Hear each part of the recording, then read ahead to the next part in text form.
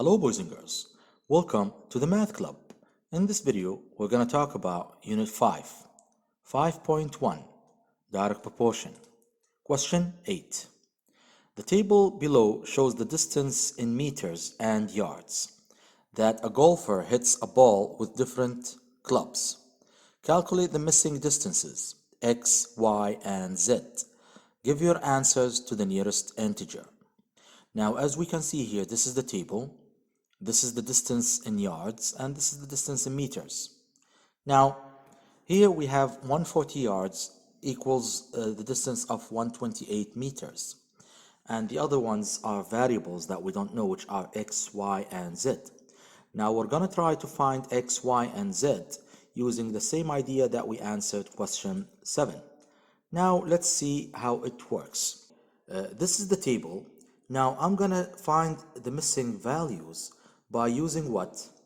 By checking if I have a direct proportion between them. So if I have a direct proportion between them, I'm going to find the distance or find the constant by dividing a number on another. So let's say this is the y, and this is the x. Now to find the constant, I'm going to divide the y over the x. So 128 divide 140. And I got a number or constant, which is 32 over 35. Now, to find this missing x, I'm going to multiply the constant by 162. So to multiply it by 162, multiply 162.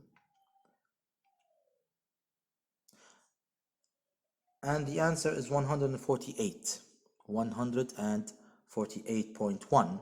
And to make it to the nearest integer is going to be 148. So this one, 148. Now, what did I use? I used the direct proportion constant to do this question. So I divided 128 over 140 and then took it multiplied by 162. It gave me 148.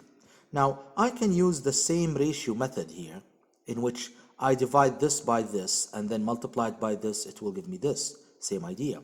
So I'm going to use the ratio here. So 194 divide 148.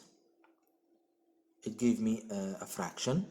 Now I multiply it by 162 times 162, and the answer is 212 to the nearest integer.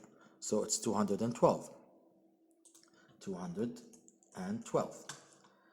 Now, same idea, I'm gonna use the ratio between these two numbers and multiply it by this number to get the z. Now, 306